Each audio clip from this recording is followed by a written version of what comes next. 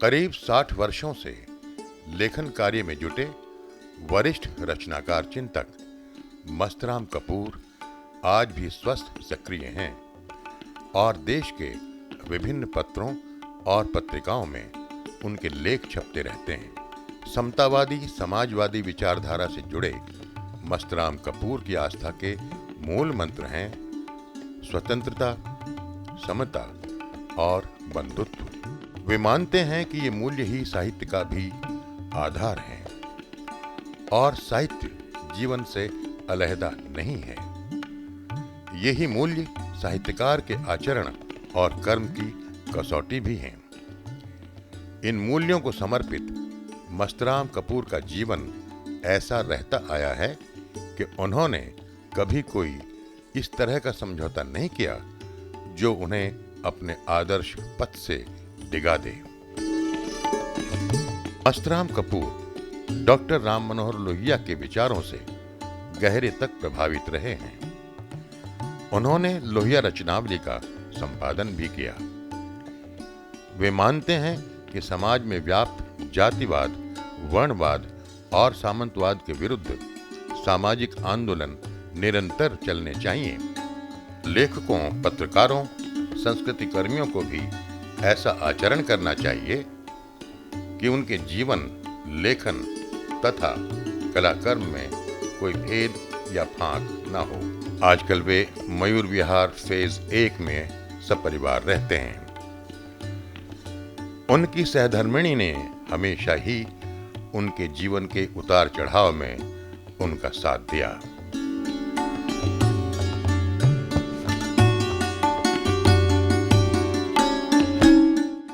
वे अपनी मां को अक्सर याद करते हैं जिन्होंने उन्हें जिंदगी जीने का हौसला दिया था।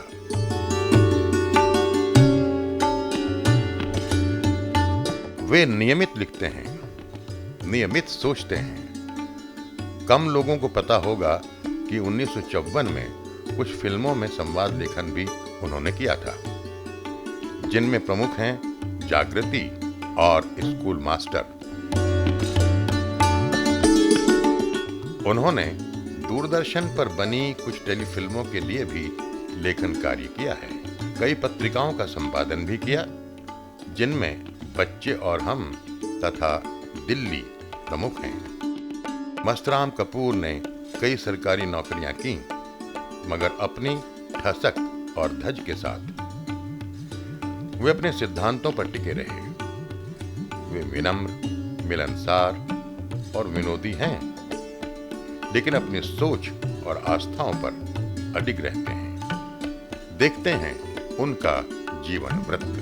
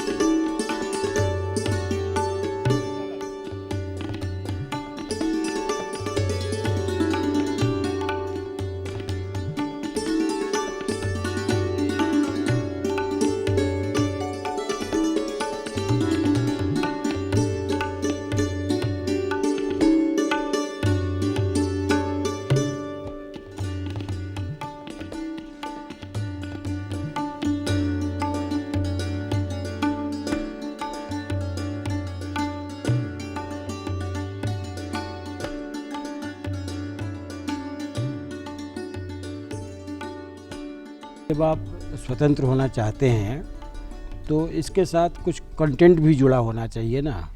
जैसे आपने एक बड़े मूल्य की चर्चा की कि समानता का कंटेंट होना चाहिए उसके अंदर। यानी हम जब समान होते हैं तब स्वतंत्र होते हैं, हम जब दूसरों के साथ भाई बहन का संबंध बनाते हैं तब हम स्वतंत्र होते हैं। तो स्वातंत्रोत्तर हिंदी साहित्य में स्वतंत्रता की ऐसी व्यापक परिभाषा क्या आपको लगता है कि हिंदी के साहित्यिक लेखन के संस्कार में बहुत ही भीतर तक समाई हुई थी या समाई हुई है? नहीं, स्वातंत्र होकर के मुझे अभी भी लगता है कि ये कल्पनाएं अभी भी साफ नहीं हुई हैं। जैसे अभी मैं जो जैसे कह रहा हूँ ना कि ये स्वतंत्रता का साहित्य और ये समता का उत्स से निकला हुआ साहित्य जो है, ये असल में है तो एक ही है। अगर कल्पना तो सारी एक ही है ये। अच्छा, हमारे यहाँ तो इसके लिए एक ही शब्द था, मोक्ष शब्द था या मुक्ति शब्द था। तो मुक्ति और मोक्ष का मतलब भी है एब्सोल्यूट फ्रीडम।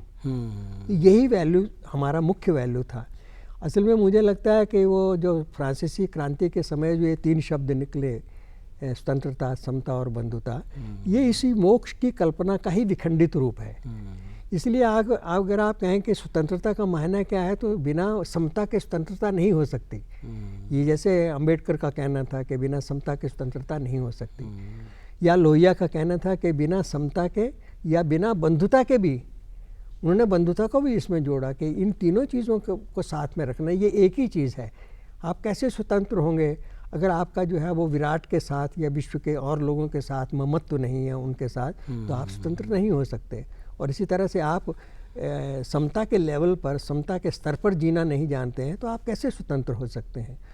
तो मुझे लगता है कि साहित्य के ये वैल्यूज़ जो हैं वो वही मूलभूत वैल्यूज़ वही हैं, मूलभूत मूल्य वही हैं। और इन्हीं में से सत्य, शिव और सुंदर जिसे हम कहते हैं, वो कसौटी उनकी यही है कि कौन चीज़ आपको स्वतंत्र कर रही है, कौन सा लेखन आपको समता का एहसास दे रहा है, वही मेरे लिए श्रेष्ठ, या जिसे हम कहेंगे कि ये सत्य, शिव और सुंदर को अगर मैं ढूंढना चाहूँगा तो मैं सत्य और शिव सुंदर को स्वतंत्रता के साहित्य में ढूंढूंगा, या समता के साहित्य में ढूंढूंगा, या बंधुता के साहित्य में ढूंढूंगा। और लिखने के पीछे भी मेरे यही दृष्टि रही है। और जो शास्त्रीय जो विवाद हैं या शास्त्रीय जो और किस्म के जो मतलब उन्हें मूल्य दिए गए हैं, उनके ऊपर मेरा ज़्यादा आस्था नहीं रही है।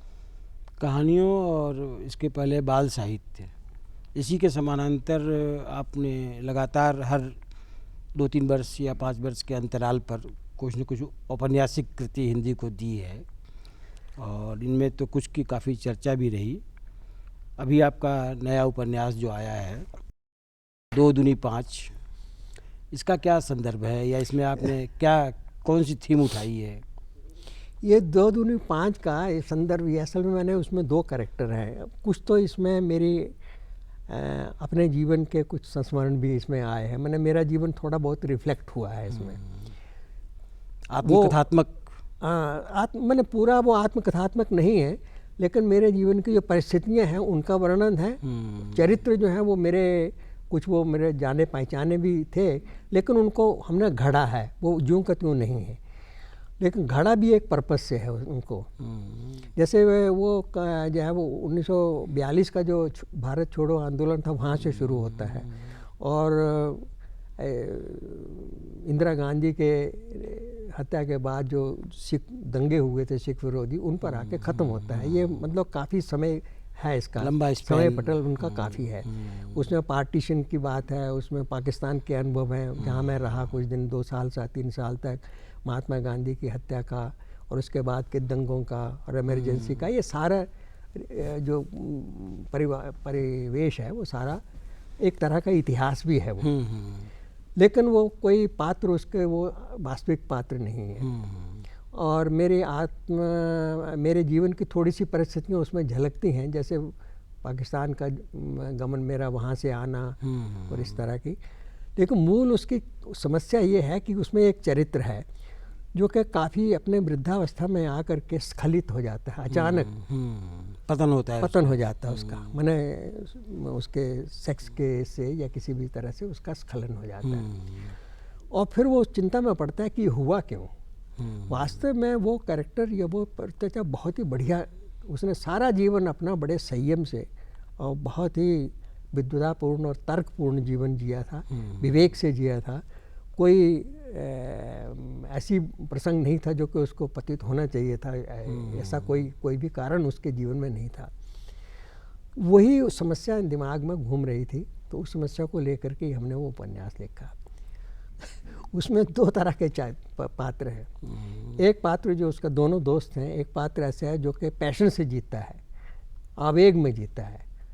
वो विवेक से या बुद्धि से जीना जो है वो उसको पसंद नहीं है। और दूसरा जो है वो बुद्धि से जीता है, वो बड़ा विद्वान है, घोर विद्वान है, और उसने मतलब उसका अध्ययन, उसका ये बहुत कुछ लंबा चौड़ा है, और किताबों में डूबा हुआ आदमी है। वो आदमी किताबों में डूबा हुआ और जो विवेक में डूबा हुआ आदमी है वो पतित होता है।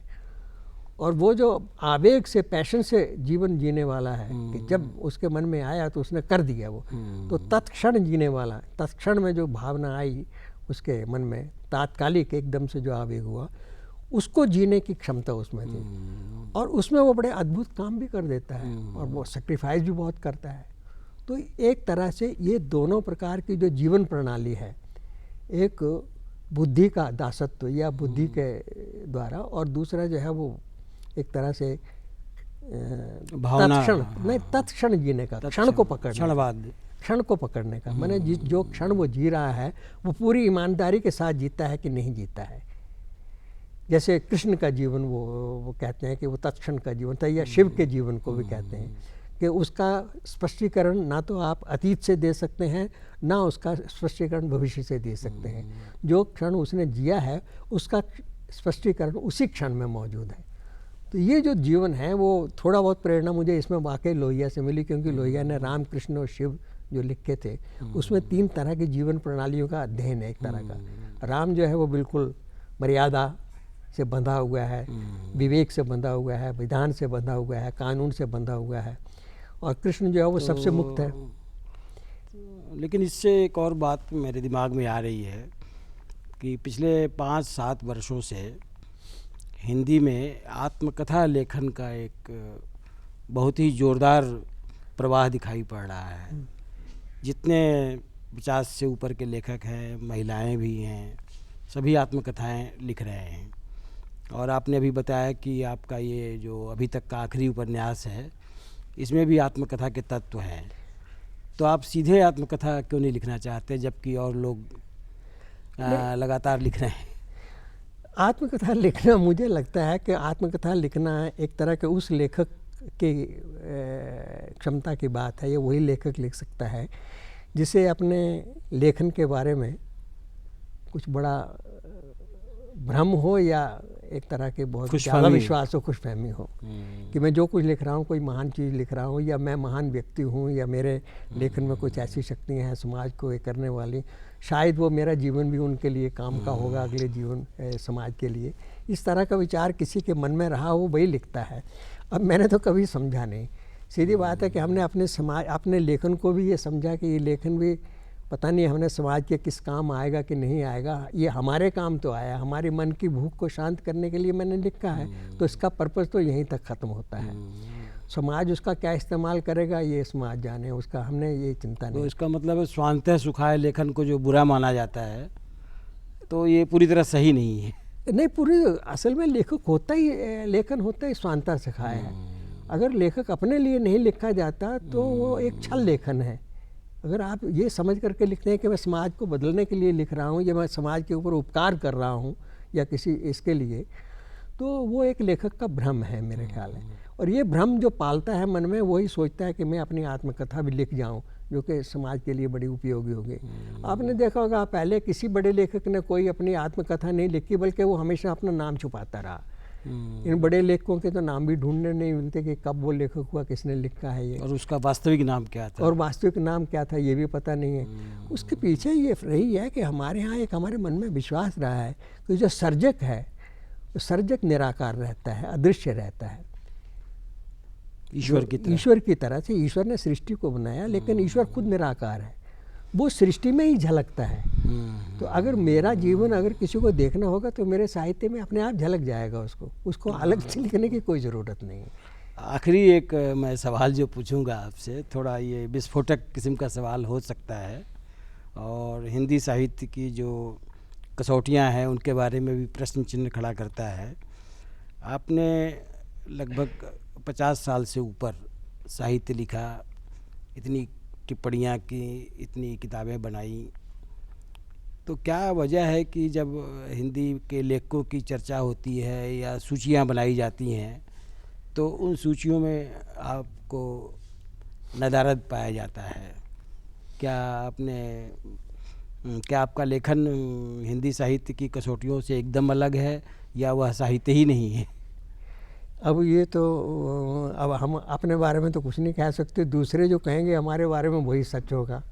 लेकिन हमें तो इतना जानता हूँ कि दूसरों का मनोविज्ञान क्या है, उसकी राजनीति क्या है? हिंदी साहित्य में हमेशा एक गिरोह का लेखन रहा है, ये गुटबाजी रही, हमेशा गिरोह में रहा है। एक समय था जबकि ब्राह्मण के सिवा और किसी को लेखक मानने का रिवाज ही नहीं था। रामचंद्र शुक्ल वगैरह प्रेमचंद को भी लेखक नहीं मानते थे, कायस्थ होने के कारण जयशंकर प्रसाद को भी नहीं मानते थे। अब ये एक बड़े समय तक ये युग रहा और जो अब फिर ये हुआ कि भाई जो हिंदी पढ़ा सकता है वो हिंदी लेखक हो सकता है, जो हिंदी समाचार पत्र का संपादन करता है वो हिंदी लेखक हो सकता है।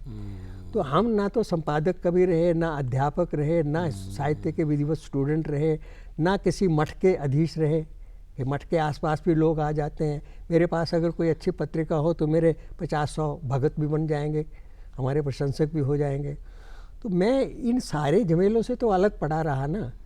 अब मैं कभी तो रहा किसी क्षेत्र में और कभी राजनीति में, फिर वो मतलब हमें ये भी करना था कि जो कुछ हम लिख रहे हैं उसको हम जी भी सकते हैं कि नहीं जी सकते हैं, इसलिए हमको कार्यक्षेत्र में भी उतरना पड़ता था। तो इन सब चीज़ों से अलग रहने के कारण वो हम कहते हैं ना कि ये हमारा लेखन जो था ये एक सामूहिक लेखन की प्रक्रिया थी, उससे अलग रहा। क्योंकि ज़्यादातर हिंदी साहित्य में लेखन जो है वो एक समूह में हुआ है, या तो जनवादी लेखक हैं, प्रगतिशील लेखक हैं, या कोई ना कोई इस तरह का एक ग्रुप है। वो ग्रुप के अंदर चर्चाएं होती हैं और चर्चाएं कराई जाती हैं, कोई पुस्तक छपती है तो उसको प्रमोट किया जाता है। अब इन सब चीज़ों के लिए भाई हमारे पास तो फुर्सत है नहीं। हमें तो जो थोड़ा बहुत समय मिलता था या तो पढ़ने के लिए लगाते थे या इसमें लिखने के लिए लगाते थे। मेरे ख्याल से प्रामाणिक लेखन तो शायद ऐसा ही साहित्य हो सकता है जो गैर साहित्यिक उद्देश्य पूरे ना करता हो या गैर साहित्यिक तरीक़ों से जिसको प्रमोट नहीं किया जाता हो। तो इतना संतोष है कि भी जब लिख लेते हैं तो लिखने के बाद आराम मिलता है और 5-6 घंटे की नींद बड़ी अच्छी मिलती है।